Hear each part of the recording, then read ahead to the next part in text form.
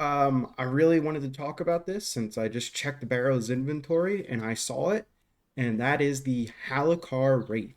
I have been waiting to get this thing for so long.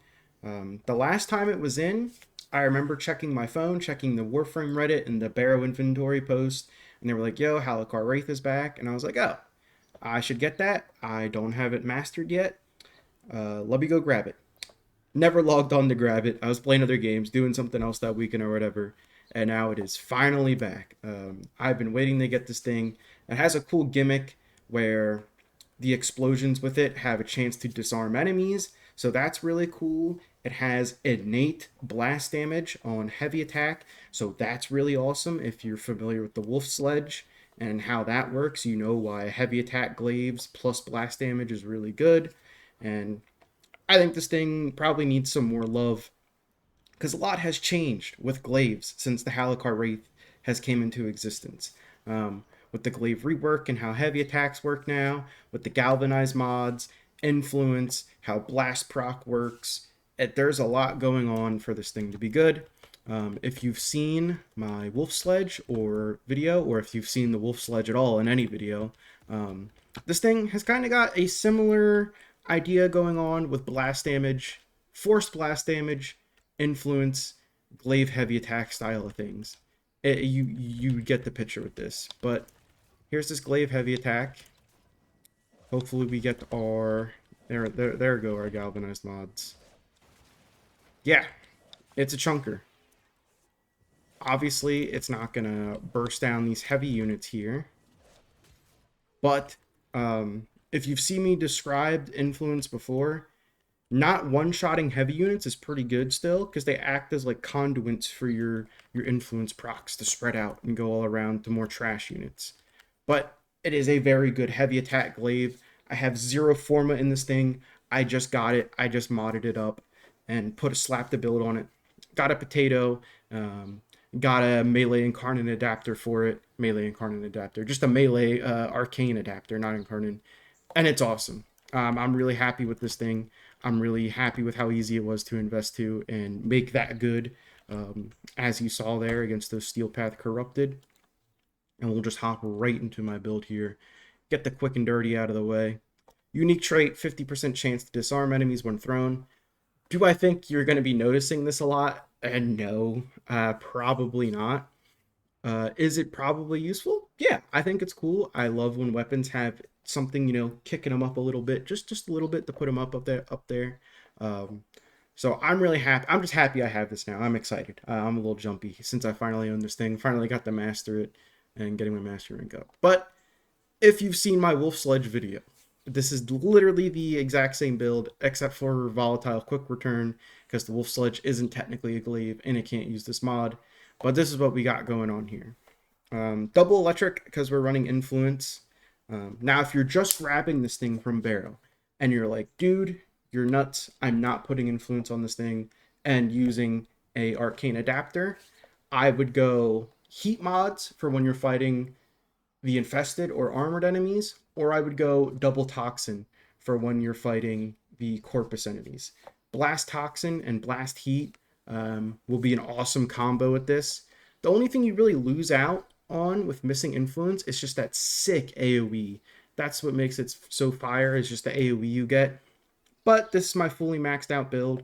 If you don't want to do that, just put double heat here or put double toxin here and you'll do a-okay. I've run builds like that before when I was testing out other glaives in the past and I didn't want to put influence on myself as well. I've been there. But yeah, this is just my go-to kind of heavy attack glaive build with influence. Triple galvanized here. Elementalist is sweet on this thing. We even have a little bit of slash. Our electric procs are going to the moon, and our blast procs are going to be going to the moon with Elementalist. So that's sweet. Galvanized reflex for heavy attack builds. That's awesome. We're just sitting at 5 times combo the entire mission. Galvanized steel for stacking crit damage and some crit chance. It has decent crit stats, 40%.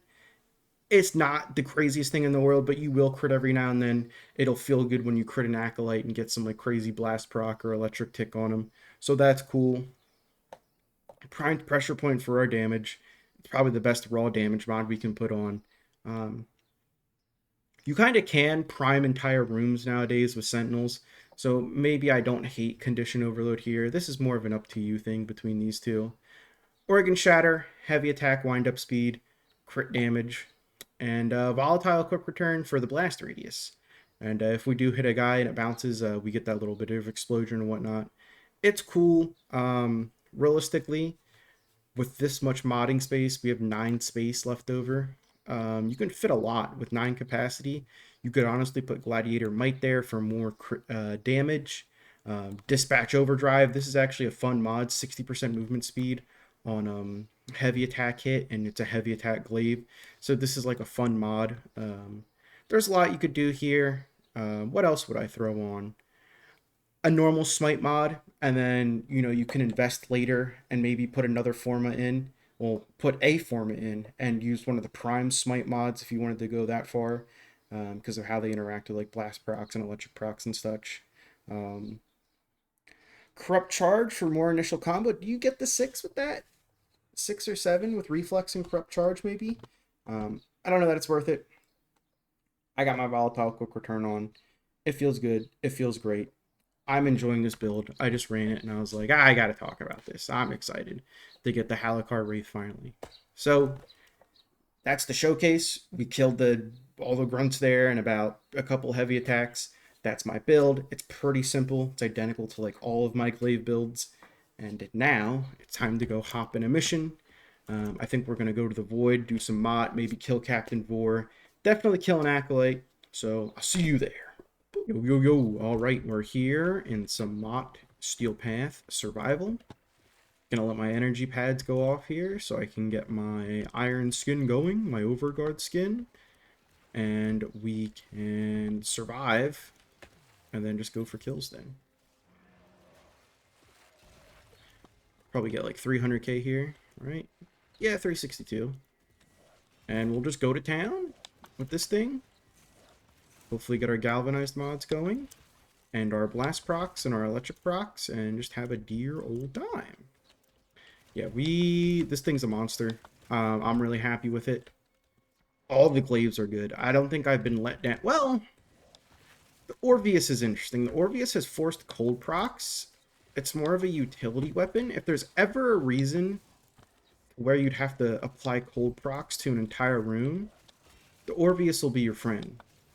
Ooh, I like this room. All right, we'll chill here. But yeah, every single glaive. Ooh, the Kestrel. Completely forgot the Kestrel exists. Ooh, that's a rough one. Does that one even have? Does the Kestrel have a gimmick on explosion? Does it?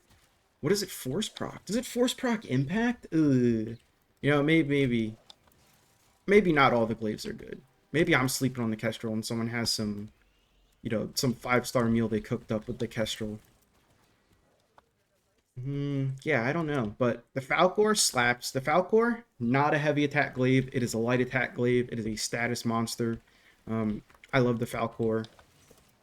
Very good glaive weapon. Glaive Prime, nothing to say. Serrata's awesome. It's murders the Corpus with its Force Toxin procs. Pathesis is awesome. It has Forced Viral procs. The Zorus is awesome. Crazy heavy attack glaive. And you can kind of do a light attack glaive build with it because of its infinite combo, which is pretty neat. Yeah, just the Orvius and the Kestrel are like, I have an Orvius build. I thought I was cooking. The forced cold procs are neat because you can like fully CC enemies with them over time, as they are now at 9 stacks, 10 stacks, or whatever. And I used it for the Ascension mode. When Jade came out, I was like, this is just a defend mode. We don't have to kill guys to progress. We just got to throw charges and make the elevator go up. So I used the Orvius with influence to spread cold procs all around since it has forced cold. And I thought like freezing everyone in the elevator shaft would be cool. And it was like, okay. But like at the end of the day, you would rather just kill guys instead of just freezing them. Could be cool for your teammates, cold procs make you do more crit damage. So, if you're cold procking everyone, your teammates get bonus crit damage on the frozen guys, cold damage guys. So that's neat. Orvius, I wouldn't call it bad. Probably niche.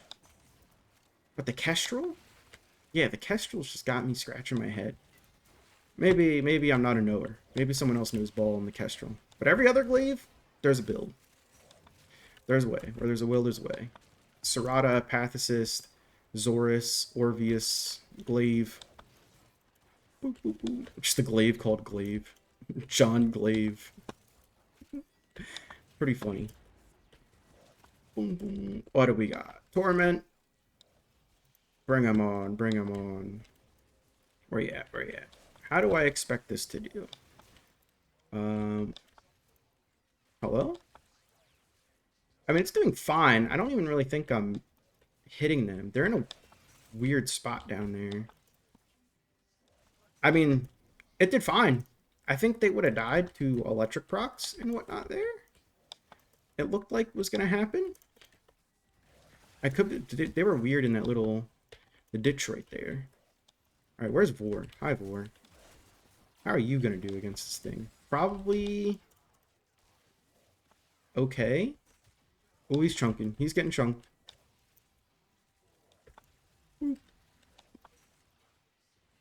I mean, yeah, it's doing perfectly fine.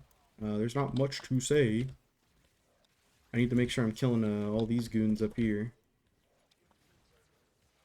Vor. Oh, you're there. You are. I think weapons like this with influence are best when you start getting like a chain. Died at the tick. Oh, it ran out. Right. Okay. Well, he's gone. Did fine. Yeah, definitely not a slash monster like glaive. If you've used the glaive prime, you know it has forced slash procs on heavy attack. So it's a monster in that right. It'll absolutely tick down just any heavy target in the game. Like Vor, like the Acolyte, will just die to bleed. They will bleed to death from slash procs. The blast and the electric from this don't do that so much. So definitely not the craziest thing in the world. But holy cow. Low key, I think this is probably, if you want a throw weapon that does blast damage, before I would have told you the Wolf Sledge, but I'm loving this thing. I think it cooks pretty hard here. And I think that'll be it. I'm Rhino. I can just stand here and say goodbye. So, that's the Halikar Wraith. Baro's finally selling it. I'm hype. I love this thing. I'll probably be using it a lot whenever I want to use a, thrown weapon. So go get your Halikar Wraith and go put a catalyst on it and go put a melee arcane adapter on it and put influence on it and use it. Bye.